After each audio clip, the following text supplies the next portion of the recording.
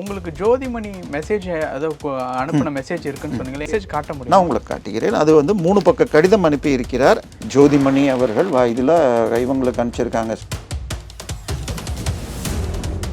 பாஜக மிக தெளிவாக 2026 தேர்தலில் தமிழகத்தை சூறையாடும் ஸ்டாலின் குடும்ப ஆட்சியை நீக்க வேண்டும். அதுல ரொம்ப தெளிவா இருக்காங்க. அதற்காக போன ஏப்ரல் மாதமே ஒரு கூட்டணியை அமைச்சாங்க. டெல்லியில போய் இவரை கூப்பிட்டு 3 கார்ல போய்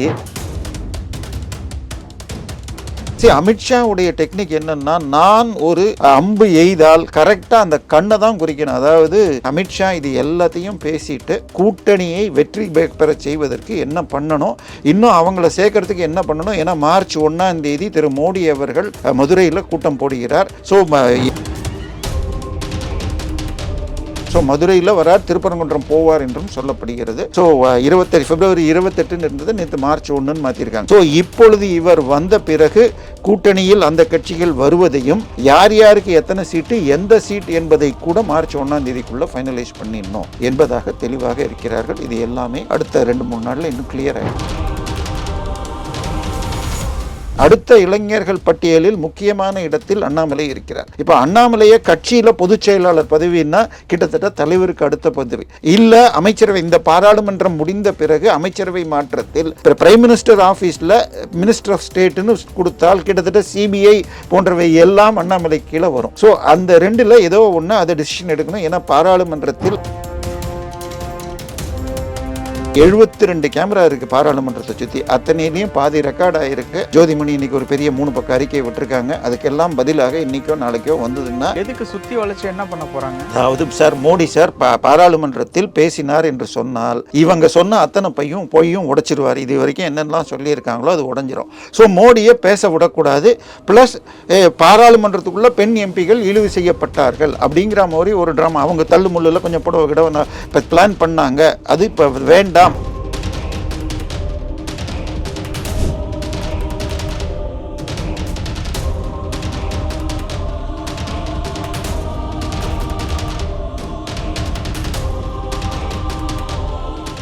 ரியல் ஒன் நேயர்களுக்கு வணக்கம். இன்று நம்மளுடைய நேர்காணலுக்கு அரசியல் விமர்சகரான திரு தேவப்பிரியா அவர்கள் இணைஞ்சிருக்காங்க. சார் வணக்கம். வணக்கம்.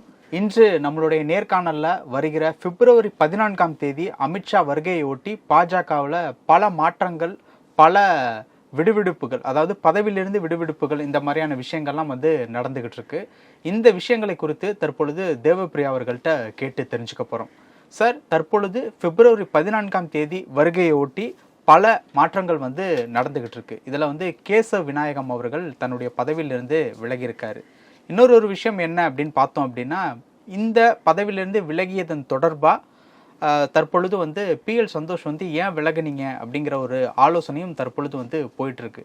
என்ன நடந்துகிட்டு இருக்கு? இதுல அண்ணாமலை அவர்கள் வேற உள்ள வர்றாங்க. என்ன மாதிரியான மாற்றங்கள் ஏதாவது எதிர்பார்க்கலாமா? பாஜக மிக தெளிவாக 2026 தேர்தலில் தமிழகத்தை சூறையாடும், அவங்க பாஷையில் சொன்னால் ஸ்டாலின் குடும்ப ஆட்சியை நீக்க வேண்டும். அதில் ரொம்ப தெளிவாக இருக்காங்க. அதற்காக போன ஏப்ரல் மாதமே ஒரு கூட்டணியை அமைச்சாங்க. டெல்லியில் போய் இவரை கூப்பிட்டு 3 காரில் போய் நம்ம இபிஎஸ் பண்ணார். அதுவே ஒரு விமர்சனம் மாதிரி தற்பொழுது சொல்லிட்டு இருக்காங்க. நம்மளுடைய சட்டமன்ற தேர்தல் நடக்கும்போது அங்கிருந்து தான் இங்க கூட்டணி பேசுவாங்க. இப்போ புதுசா நம்ம இங்க இருந்து அங்க போய் பேசிக்கிட்டு ஏன் சார் இதெல்லாம் ஒரு பக்கம்னா இப்படி சொல்றீங்க? காங்கிரஸ் காலில் விழுந்துகிட்டு இங்க இருந்து ஊட்டி கூடலூர் போய் ஆராசா பேசினாரு. அதுக்கப்புறம் சூப்பர் முதலமைச்சர் போய் அஸ்ஸாம் தேர்தல் செலவு எடுத்துக்கிறோம். அப்ப கனிமொழி அம்மையார் போன உடனே காங்கிரஸுக்கு 45 எம்எல்ஏக்கள், 6 அமைச்சர்கள், அது தவிர வருகின்ற மாநகராட்சி தேர்தல் அடுத்த தேர்தலையும் 20% சீட்டு கொடுக்கணும். இதை எழுத்துப்பூர்வமாக கொடுத்தா தான் சேருவேன்னு ராகுல் காந்தி சொல்லிட்டாரு. நீங்கள் இதை ஏற்றுக்கிட்டு எனக்கு கமிட்டி போடுங்கன்னு சொல்லி அவரை சந்தித்து 9 நாள் ஆச்சு, இன்னைக்கு வரைக்கும் கமிட்டி போடல. ஸோ இங்கேருந்து கூடலூர் போகிறாங்க, டெல்லிக்கு போகிறாங்க, எல்லா கட்சியும் செய்து சார். இதில் காங்கிரஸ் எப்படியாவது சேர்க்கணும்னு சொல்லி திமுக என்னெல்லாமோ பேசிகிட்டு இருக்கு. ஸோ ஒரு பக்கத்தை மாத்திரம் சொல்ல வேணாம், 2 பக்கமுமே இந்த முறை அதுவும் திமுக மிகவும் தன்னுடைய லோயஸ்ட் பாயிண்டை நோக்கி செல்கிறோமோ என்ற பயம் வருகிறது. ஒரு பக்கம் விடுதலை சிறுத்தைகள் மாற்றி மாற்றி இப்போ சொல்லிட்டு இருக்காங்க. இப்போ பாமக வந்தால் வரமாட்டோம்னு சொல்லி, வேல்முருகன் நாங்களும் இவங்களும் ஒன்றான்னு சொல்லி மற்ற கட்சிகளை பேசியிருக்கார். ஸோ இது இப்படி மாறிட்டு இருக்கிற சூழ்நிலையில் கொஞ்சம் கூட ரிஸ்க் எடுக்கக்கூடாது. அமித்ஷாவுடைய டெக்னிக் என்னன்னா, நான் ஒரு அம்பு எய்தால் கரெக்டாக அந்த கண்ணை தான் குறிக்கணும். அதாவது மகாபாரத்தில் அர்ஜுன் எல்லாருக்கும் ஒரு இது கொடுப்பாங்க, அந்த மேலே இருக்கிற ஒரு குருவியை சுடணும், அப்போ புறாவை சுடணும். அப்போ என்னடான்னா எல்லோரும் அந்த புறாவை அட்டன் பண்ணாங்க, கிளையை அட்டன் பண்ணாங்க. ஒரே ஒருவன் தான் கரெக்டாக அடித்தான், அது அர்ஜுனன். எப்படி பண்ணன்னு சொன்னால், நான் அந்த கண்ணை தான் பார்த்தேன், எனக்கு புறா கூட தெரியல அப்படின்னு. மரப்புறானே வச்சுக்கோங்க, ஏன்னா பறந்துடும் இல்லாட்டி. ஸோ அந்த கிழமையில இருக்கிற அந்த புறாவுடைய கண்ணை குறிவைத்து அடிச்சனால தான் ஜெயிக்க முடிஞ்சது. புறாவை பார்த்தவனோ கிளையை பார்த்தவனால அடிக்க முடியல. அது போல ஜெயிக்கணும்னு சொன்னால் பீகார் தேர்தலில் என்ன பண்ணார், எல்லாரையும் ஒன்று சேர்த்தார். இப்போ அதே போல டிடிவியை உள்ள சேர்த்துட்டார். ஆல்ரெடி இவன் ஜான் பாண்டியன் வரேன்னு சொல்லிட்டாரு. ஓபிஎஸும் வந்து விடுவார் என்று செய்திகள் வருகிறது. தேமுதிகவை இழுக்கிற மாதிரி போயிட்டு இருக்கு. ஸோ இங்கே கட்சிக்குள்ள அண்ணாமலை, அதாவது எங்க யார் மோடி ஐயா வந்தாலும் சரி, அமித்ஷா வந்தாலும் அண்ணாமலைக்கு ஒரு தனியான ஒரு அந்தஸ்து கிடைச்சிருக்கு. கிட்டத்தட்ட நோட்டாக்கு கீழேன்னு சொல்லிட்டு இருந்த கட்சியை 11% தனியாகவும் கூட்டணியாக 18% 2024 ஜெயிச்சு காட்டிட்டார். அதாவது 2019 நீங்க 2016 தேர்தலில் மக்கள் நல கூட்டணியில் விஜயகாந்தை கழிச்சிட்டும் திமுக காங்கிரஸ் கூட்டணி வாங்கினது சேர்த்தா 36-38% தான் வந்துச்சு. ஆனால் 2019 தேர்தலில் 54.6% வாங்கினாங்க. அது இப்போ 43 குறைஞ்சிடுச்சு. ஸோ இன்னும் அதுவும் சட்டசபை தேர்தல் வந்தால் திமுக அதிமுகவுக்கு ஒரு 5% எப்பயுமே கூடும். ஸோ 21 + 5 26, இந்த 11 சேர்ந்தாலே 40 கிட்ட, ஐ மீன் 36-38 போயிடுச்சு. இன்னும் சேர்க்க முடிஞ்சா இப்போ சத்தியா இவர் டிடிவி 2.9%, மீன் 19ல் 5%, 21ல் 2%. ஸோ இது வந்தால் 39 வந்து. ஸோ எதையுமே விடக்கூடாது. இன்னொன்று, திரு கேசவ விநாயகம் 10 வருடத்திற்கு மேலாக இருக்கிறார். அவர் அதாவது திரு எல்முருகன் காலத்திலேயே பல பேரை சேர்த்தப்போ சில ரவுடிகளை சேர்த்தாங்க, பாஜக ரவுடிகள் கட்சி ஆச்சுலாம் விமர்சனங்கள் வந்தது. அதன் பிறகு அண்ணாமலை அந்த போன்ற ஆட்களை பெரிதாக சேர்க்கலை. ஸோ அதுக்கப்புறம் சில கட்டுப்பாடுகளை கொடுக்குறார், அவர் சில தொந்தரவு கொடுக்குறாருலாம் விமர்சனங்கள் இருந்தது. பட் கட்சிக்குள்ளே கேட்டால் எனக்கு யாரும் அதை உறுதியெல்லாம் செய்யலை.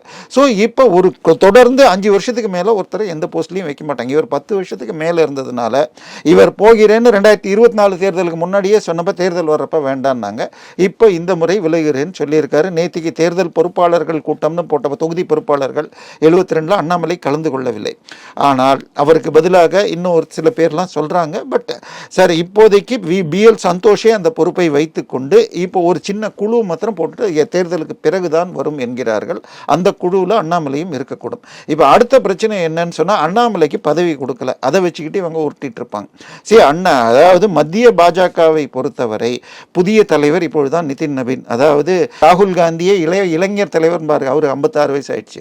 நம்ம ஜோசப் விஜய் ஐயாவுக்கு 51 வயசு ஆயிடுச்சு. ஆனால் பாஜக அகில இந்திய தலைவராக 45 வயசுல ஒரு இளைஞரை போட்டு அடுத்த தலைமுறைக்கு கட்சியை கொண்டு போனோம். அதுவும் பீகாரை சேர்ந்தவர். அப்போ ஒரு இந்தியாவிலேயே முக்கியமான ஒரு ஸ்டேட்ல இருந்து போட்டு அவரை இது பண்றாங்க. அவருக்கு துணையாக அடுத்த இளைஞர்கள் பட்டியலில் முக்கியமான இடத்தில் அண்ணாமலை இருக்கிறார்.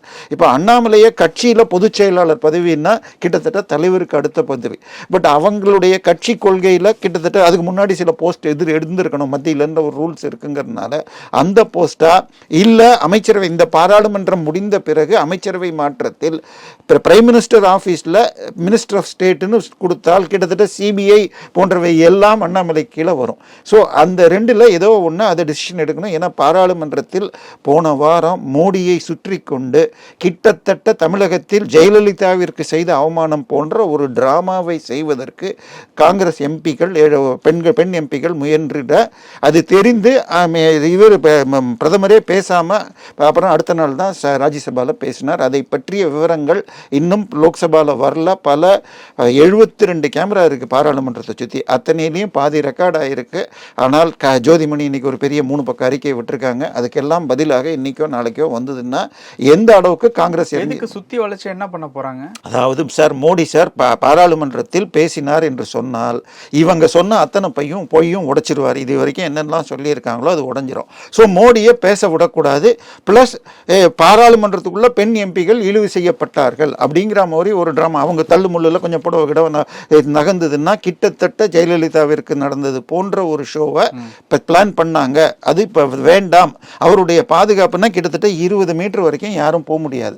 ஆனால் வெல் ஆஃப் தி ஹவுஸுக்கு போகிறது, ஸ்பீக்கர் கிட்ட போகிறத தாண்டி பிரதமர் சீட்டை சுற்றி கிட்டத்தட்ட 3 எம்பிகள் இருக்கார். அவர் வாரத்துக்குள்ளே மேலும் பலர் வருவதாக திட்டம் போட்டது. கிட்டத்தட்ட காலையில் 12 மணிக்கு பிரியங்கா காந்தியையும் ராகுல் காந்தியும் ஜோதிமணி சந்தித்தார் என்பதற்கெல்லாம் ஆதாரம் இருக்குது. 72 சிசிடிவி ஃபுட்டேஜையும் எடுத்து பதில் கொடுக்க தயாராகிட்டு இருக்காங்க. இப்போ சமீபத்தில் எனக்கு 1 hour முன்னாடி ஜோதிமணி அனுப்பிய கடிதம் வந்திருக்கு.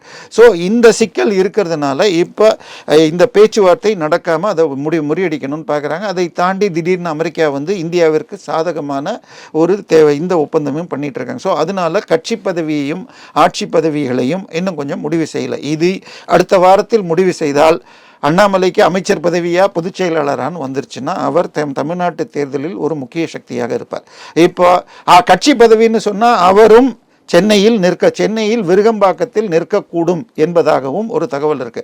அவர் நின்னால் பக்கத்தில் இருக்கிற ஒரு 7-8 தொகுதி நிற்கும். சென்னையை பொறுத்தவரை திமுகவுடைய கோட்டை என்று சொல்லப்பட்டது இப்பொழுது தாவேகா நல்ல முறையில் இருக்கு. 5 சீட் ஜெயிக்கும்னு நியூஸ் 7 இது சொல்லுது. அந்த இடங்களில் பாஜக நின்று அண்ணாமலை நின்றால் எங்கேயும் எழும் அப்படின்னு ஒரு பார்வை வந்து கொண்டிருக்கிறது. ஸோ அதனால இது எல்லாமே இன்னொன்று கூட்டணியை நம்ம போன முறை மோடி வந்தப்பயே முக்கியமான கட்சிகள் வந்துருச்சு. பாமக மிகப்பெரிய அளவில் திமுகவோட ட்ரை பண்ணிட்டு, திமுகவுக்கு இன்னமும் காங்கிரஸ் தன்னை சேர்த்து கொள்ளுமா என்ற பயத்தில் ராம்தாஸ் ஐயா அவர்களையும் தேமுதிகவையும் நீங்கள் வெயிட் பண்ணுங்க, காங்கிரஸ் போச்சுன்னா உள்ள சேர்த்துக்கிறேன், நான் காங்கிரஸ் போனால் பின்னாடியே விசிகாவும் போயிடுவார், ஸோ உங்களை வச்சுக்கிட்டு நாங்கள் கூட்டணி பண்ணுறோம் அப்படிங்கிற மாதிரி இருக்கு. அதை தாண்டி இந்த வருகிற 17ஆம் தேதி பட்ஜெட் கொடுக்குறாங்க. அதில் பீகாரில் கொடுத்தா மாதிரி பீகாரில் பெண்களுக்கு 10,000 ரூபா ஸ்கீமு பட்ஜெட்லேயே போட்டிருந்தாங்க. இது தேர்தல் நேரத்தில் நீங்கள் கொடுக்கக்கூடாது என்று சொன்ன பொழுது இது பட்ஜெட்டில் இருக்குன்ட்டாங்க. ஆனால் அது பொது பட்ஜெட். ஆனால் அந்த மாதிரி ஏதாவது ஒரு ஸ்கீம் அதாவது கொண்டு வருவார்கள் என்ற ஒரு அச்சமும் இருக்கிறது. அது கொண்டு வந்தால் சட்டவிரோதம், அதிமுக செயல்படணும். ஏன்னா இது இடைக்கால பட்ஜெட் தான், இது சம்பளம் கொடுக்கறதுக்காக. ஏன்னா இப்போ இருக்கிற பட்ஜெட் மார்ச் மாதம் முடிஞ்சிடும். நம்முடைய சட்டசபை ஜூன் 2ஆம் தேதி என்னமோ முடியுது. பட் அந்த மார்ச்லேருந்து ஜூன் வரைக்கும் இல்லை, பட் மேலே பதவி ஏற்றுருவாங்க. இந்த பீரியடுக்கு சம்பளம் கொடுக்கறதுக்காகத்தான் இடைக்கால பட்ஜெட். இதில் எந்த ஸ்கீமும் போட முடியாது. பட் திமுக அப்படி ஒரு திட்டம் வைத்துள்ளதாகவும் செய்திகள் வருகிறது. எனவே அமித்ஷா இது எல்லாத்தையும் பேசிட்டு கூட்டணியை வெற்றி பெற செய்வதற்கு என்ன பண்ணணும், இன்னும் அவங்கள சேர்க்கறதுக்கு என்ன பண்ணணும். ஏன்னா மார்ச் 1ஆம் தேதி திரு மோடி அவர்கள் மதுரையில் கூட்டம் போடுகிறார். ஸோ மதுரை அமித்ஷா தான் சேலமா, அமித்ஷா சேலமா இருக்கும். ஸோ மதுரையில் வரார், திருப்பரங்குன்றம் போவார் என்றும் சொல்லப்படுகிறது. ஸோ பிப்ரவரி 28 இருந்தது, நேற்று மார்ச் 1ன்னு மாற்றிருக்காங்க. ஸோ இப்பொழுது இவர் வந்த பிறகு கூட்டணியில் அந்த கட்சிகள் வருவதையும் யார் யாருக்கு எத்தனை சீட்டு எந்த சீட் என்பதை கூட மார்ச் 1ஆம் தேதிக்குள்ள ஃபைனலைஸ் பண்ணிடணும் என்பதாக தெளிவாக இருக்கிறார்கள். இது எல்லாமே அடுத்த 2-3 நாளில் இன்னும் கிளியர் ஆகிடும். ஓகே, உங்களுக்கு ஜோதிமணி மெசேஜ் அனுப்பின மெசேஜ் இருக்குன்னு சொன்னீங்களே, என்ன மெசேஜ் அது? இல்ல 3 பக்க கடிதம் ஓம் பிர்லா சபாநாயகருக்கு அனுப்பி காட்ட முடியும், நான் உங்களுக்கு காட்டுகிறேன். அது 3 பக்க கடிதம் அனுப்பி இருக்கிறார். அந்த கடிதம் எனக்கு ஒரு வாட்ஸ்அப் குரூப்ல ஒரு நண்பர் அனுப்பிச்சிருந்தாரு. அதனால உங்களுக்கு ஜோதிமணி அவர்கள் இதில் இவங்களுக்கு அனுப்பிச்சிருக்காங்க, சபாநாயகருக்கு என்னை பற்றி அவதூறு சொல்கிறீர்கள், இதை மேலே நான் அதே அப்படின்லாம் சொல்லிட்டு இருக்காங்க. ஸோ 4 பக்க கடிதம் அப்படியே வந்திருக்கு. ஸோ இதை பண்ணுறாங்க. இதை தாண்டி பார்த்தீங்கன்னா இப்போ இது அமெரிக்க ஒப்பந்தத்தை எதிர்த்து விவசாயிகளுக்கு பாதிப்புன்னெலாம் சொல்லிட்டு இவர் மேலே நம்ம காமர்ஸ் மினிஸ்டர் மேலே ஒரு ப்ரிவிலேஜ் மோஷன் கொண்டு வரேன்னு சொல்லியிருக்காங்க. இது எதுவுமே எடுபடாது, செல்லாதுன்னு காங்கிரஸுக்கு தெரியும். ஆனால் பாராளுமன்றத்தை முடக்கணும், பேப்பரில் நியூஸ் கண்டென்ட் வரணும் என்பதற்கு கூட அந்த மாதிரி ஏதோ ஒன்று நடந்திருக்குல்ல சார், வெளியில் எல்லாருமே நிற்க மாதிரியான ஒரு விஷயம். அதான் இது எல்லாமே அவங்க ஸ்டண்ட் அடிச்சிட்டு இருக்காங்க. சரி, பிரச்சனை என்னன்னு சொன்னால் இந்தியா இப்போ ஒப்பந்தம் இன்னும் முழுமையாக கையெழுத்தால மார்ச்சில் தான் கையெழுத்தாக போயிருது. ஆனாலும் இன்னைக்கு நம்ம சாப்பிட்ற பாதாம் பருப்புன்னு எடுத்தால் அதுக்கு பேர் இதுலேருந்து தான் வருது, வெள்ளை கொத்துக்கள்னு எடுத்துக்கிட்டால் அதுவும் கலிஃபோர்னியா இதுன்னு தான் பேர். ஸோ இது போன்ற பொருட்கள் வரும். அதுக்கு பதிலாக திருப்பூர்லேருந்து பனியன் தொழிலுக்கு நல்லது நடக்கும்.